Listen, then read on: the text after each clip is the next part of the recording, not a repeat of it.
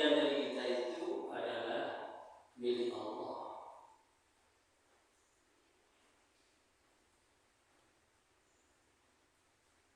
Itu bagian dari makna alhamdulillah.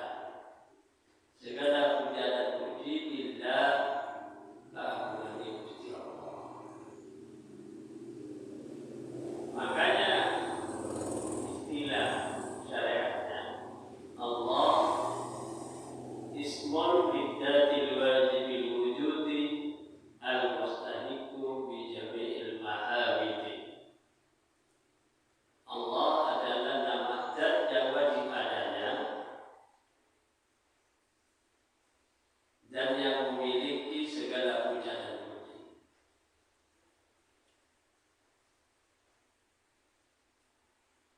Wajib adanya Allah itu sifatnya maujud, wujud ada Allah. Kalau ditanya tandanya apa atau dalilnya apa, tandanya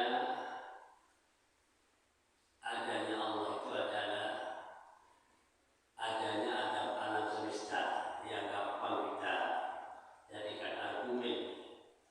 Allah itu ada, yaitu adanya alam semesta, langit, bumi, berikut isinya, termasuk adanya kita ini. Itu menjadi dalil bahwa Allah itu wujud, ada. Nama zat yang wajib adanya Allah. Kalau ada orang bertanya lagi, kalau alam semesta tidak ada, apa yang menjadi dalil atau tanda bahwa Allah itu ada? Yaitu tidak adanya alam semesta itulah Allah ada. Sekali ada tetap ada. Baik ada dalil yang kelihatan maupun dalil yang tidak kelihatan, itu Allah wajib adanya. Ini sedikit supaya kita memahami bahwa kita di dalam meyakini Allah itu, pertama Allah meyakini Allah itu ada. Kemudian Allah mempunyai segala puja dan puji, seperti yang kita sering mengucapkan setelah minum, setelah makan, setelah menerima sesuatu, alhamdulillah. Segala puja dan puji keagungan Allah. Kata-kata segala itu banyak, bukan cuma satu. Pertama, hamdus qadimin bi qadimin, bahasa Arabnya. Pertama adalah pujinya Allah terhadap Allah sendiri.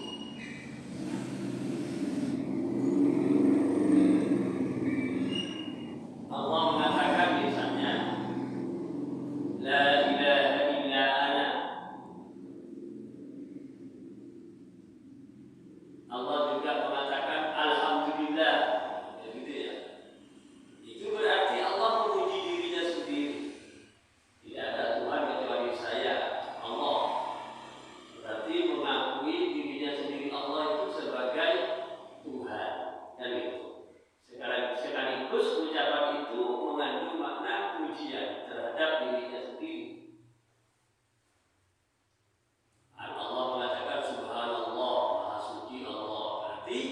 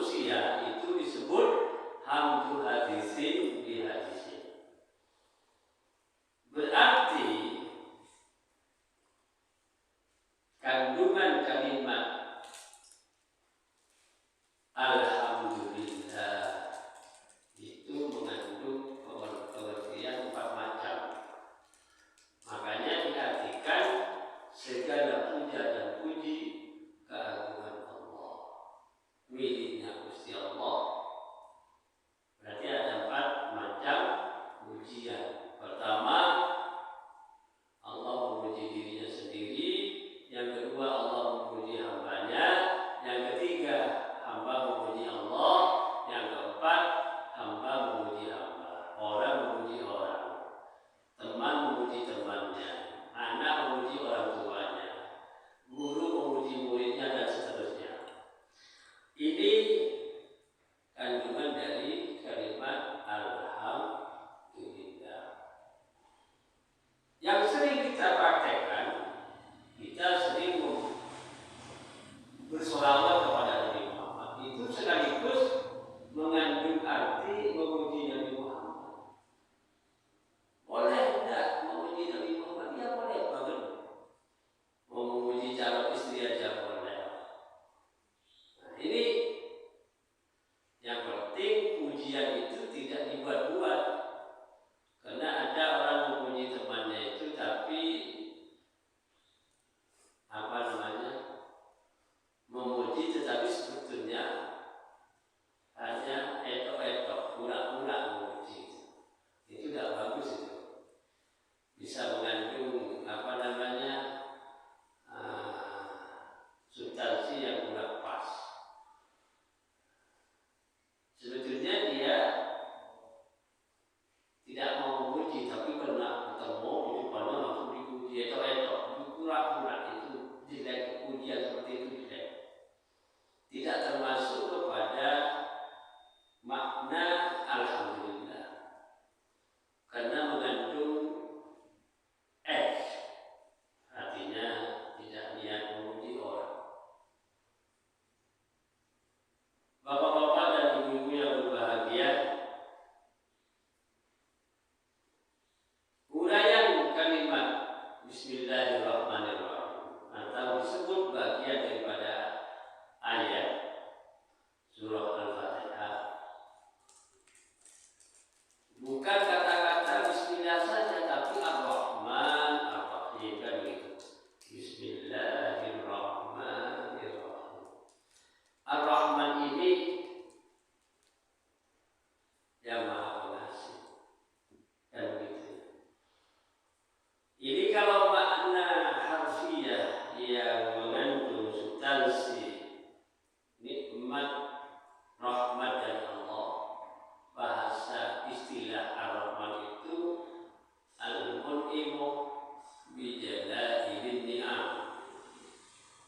Makna Ar-Rahman, Maha Pengasih, itu adalah zat yang memberi nikmat dengan nikmat yang besar-besar.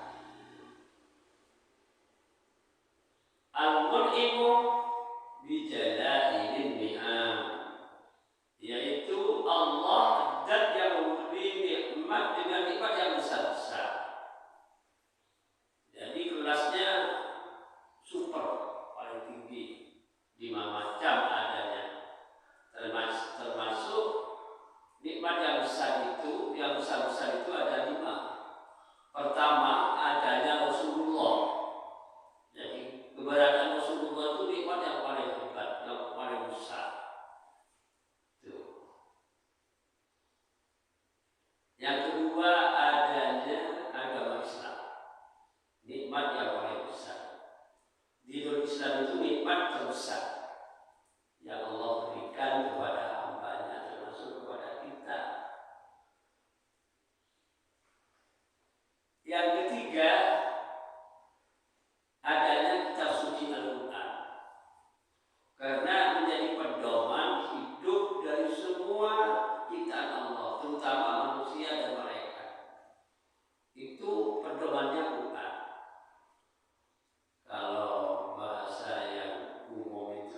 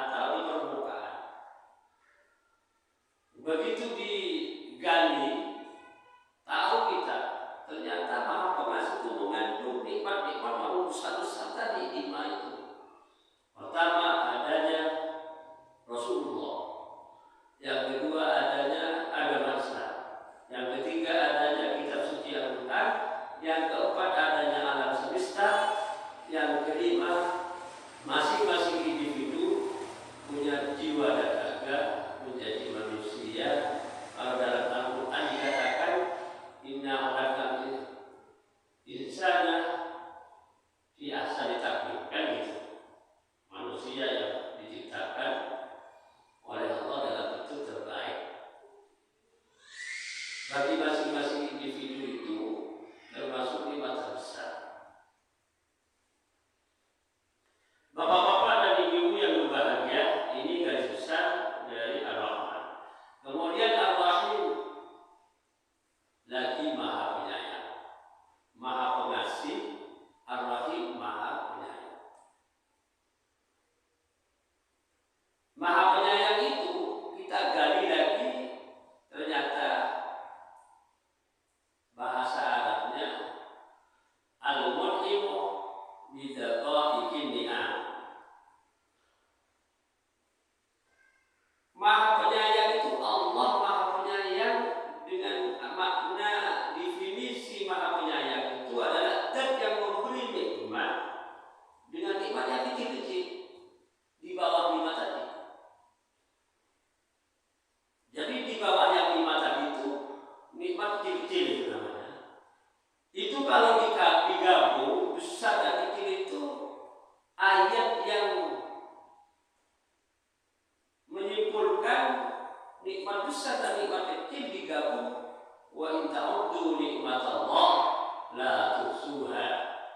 Dan jika kalian mau menghitung nikmat Allah, niscaya kalian tidak akan mampu menghitungnya. Itu besar dan kecil.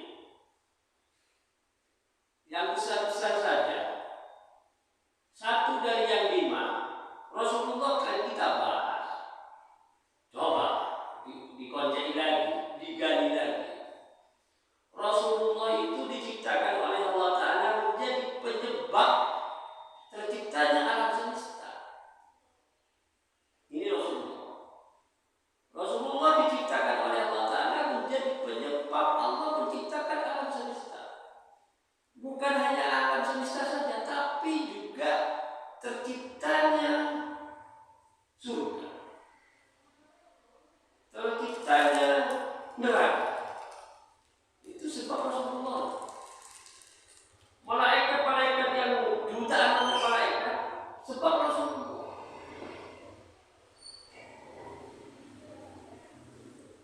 Kalau secara sederhana manusia hidup kita ini sebab Rasulullah.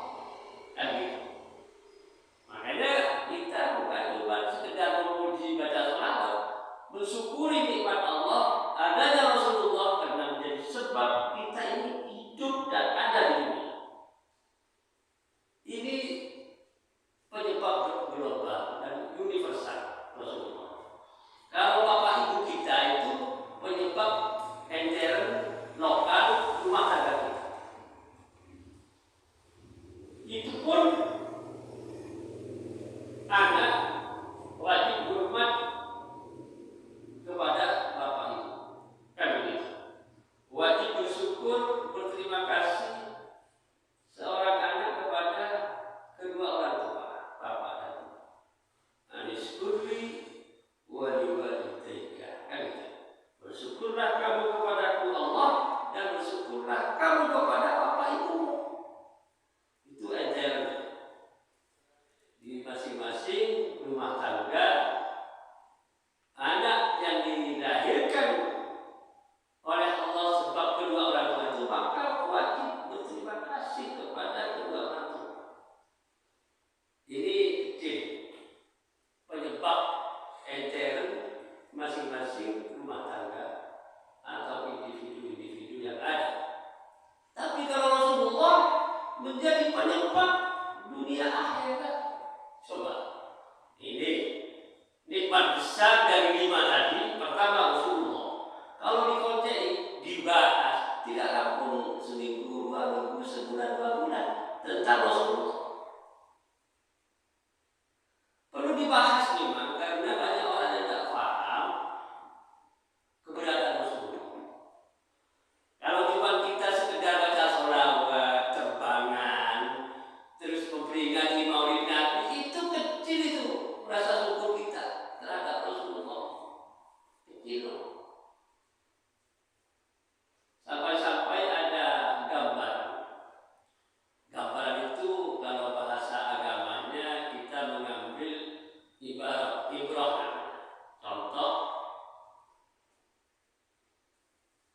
yang Allah ciptakan supaya kita paham.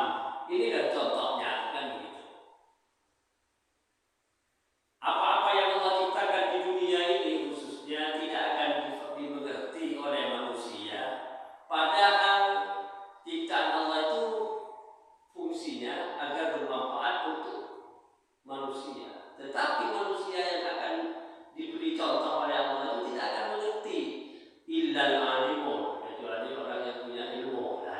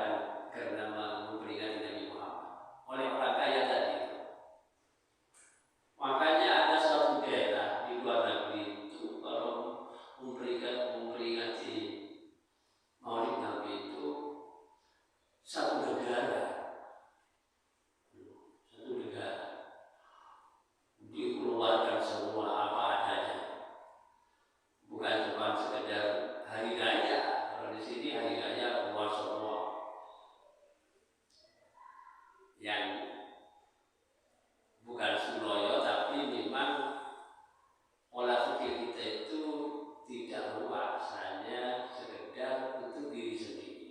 Contohnya, negara kita itu kalau 17 Agustus kalau memperingati itu rakyatnya sangat ekonomi luar biasa. Tapi pemerintah di mana? Gitu ya? Beda. Itu kalau orang Islam yang tahu persis hakikat untuk mensyukuri nikmat Allah yang lebih besar itu memperingati Nabi Muhammad itu. Gitu ya? Ini kalau kita mau membanding-bandingkan pemahaman yang tadi Allah firmankan dalam surah Al-Ankabut ayat 43 itu, ya memang manusia itu tidak memahami dan tidak paham, kecuali orang yang punya ilmu itu. Watilkal amsalu nadribuha linnasi wa ma yaqiluha illa Allah. Ini contoh saja ya. Yang Allah contohkan itu banyak, bukan cuma Nabi Muhammad. Selain Nabi Muhammad menjadi ibrah, menjadi contoh bagi manusia ciptaan Allah itu. Kalau kita yang ingin tahu konkretnya yang sederhana, Allah Ta'ala membuat ketetapan ini haram, ini halal, barang atau benda atau apa. Ini boleh, ini tidak boleh. Ini dicontohkan oleh Allah. Yang halal ini, kalau binatang misalnya sapi, kambing, ayam, kerbau misalnya, ini halal. Ini contohnya yang halal ini. Contohnya yang boleh kamu makan. Yang haram contohnya ini, anjing misalnya, ya kan? Bangkai binatang yang mati tanpa disembelih secara syariat menjadi bangkai haram ini. Celeng, babi ini haram. Ini contoh ini. Allah Ta'ala menciptakan juga contoh yang haram itu. Gitu. Yang halal ada, yang haram ada. Gitu. Contoh-contoh dari 5 hukum yang ada dalam syariat itu ada semua. Yang makruh ada, yang mubah ada, yang wajib ada, yang sunnah ada. Itu contoh-contoh itu tidak akan bisa difahami oleh manusia kecuali orang yang berilmu. Ini kalau kita kembali kepada masalah firman Allah tadi di dalam surah Al-Ankabut 43 itu, wa tilkal amsalu nadribuha linnasi wa ma yaqiluha illa Allah. Itulah contoh-contoh yang saya ciptakan untuk manusia, tetapi mereka tidak tahu itu dan tidak mengerti tentang itu kecuali orang yang berilmu.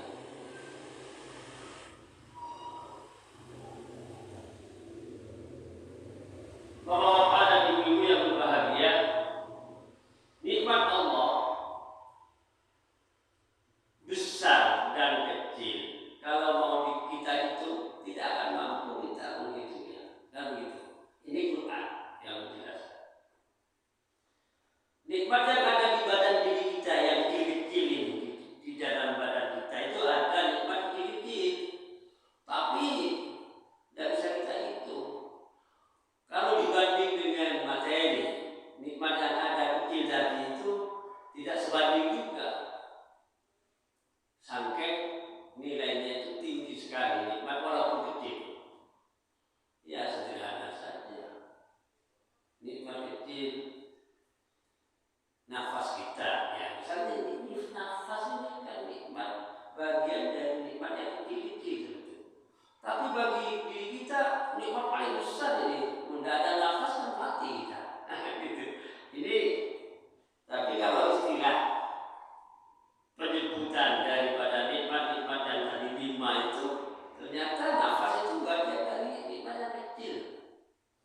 Yang besar itu jiwa dan raga itu besar, gabung itu. Tapi di dalam badan kita kan banyak nikmat-nikmat. Sampai-sampai yang terkecil itu namanya saraf di badan ini kan gitu ya. Itu berjuta-juta saraf. Nah, ini kecil-kecil, itu coba. Saya pernah menggambarkan sekilas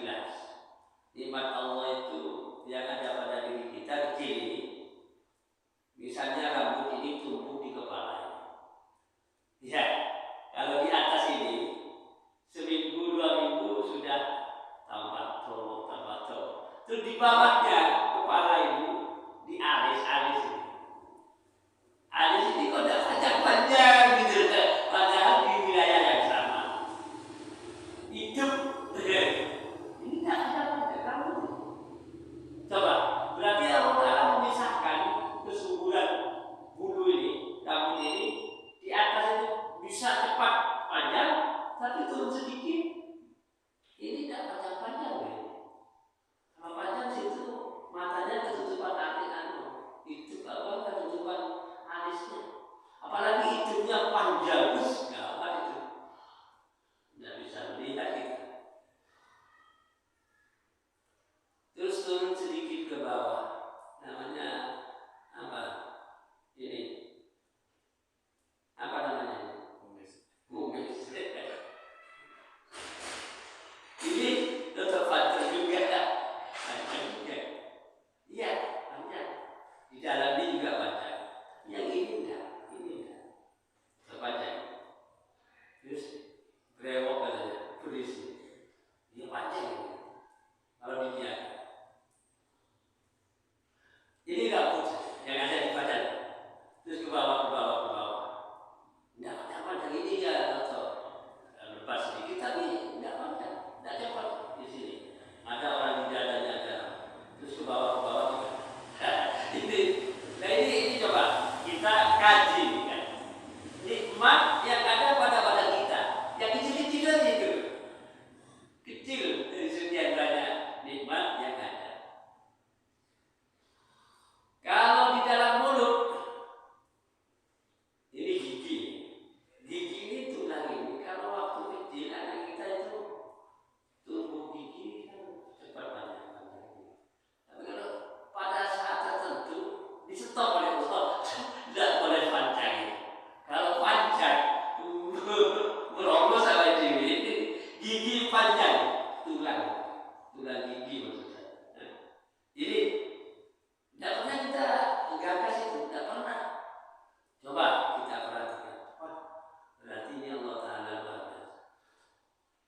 Kekuasaan Allah dan kehendaknya itu masuk kepada badan kita menjadi kajian ilmu pengetahuan yang sangat penting untuk mensyukuri nikmat Allah.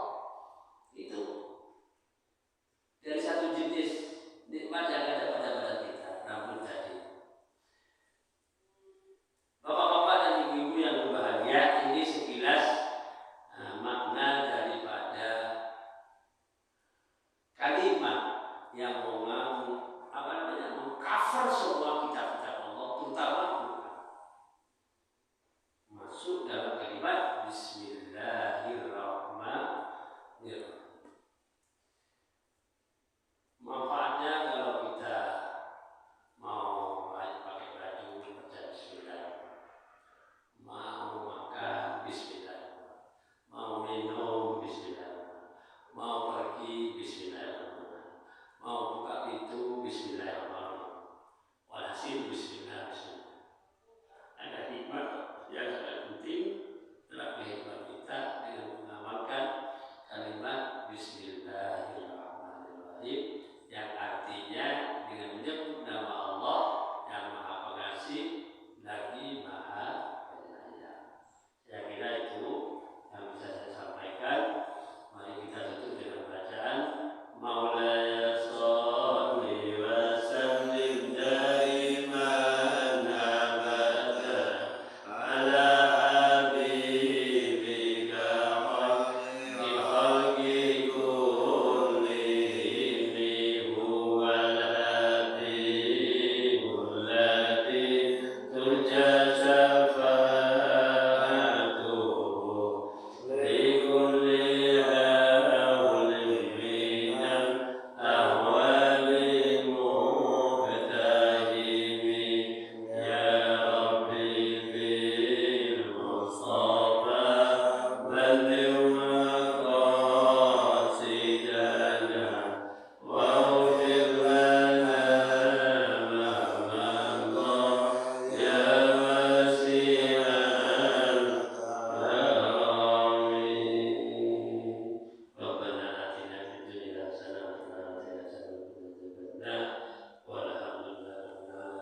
Assalamualaikum warahmatullahi wabarakatuh.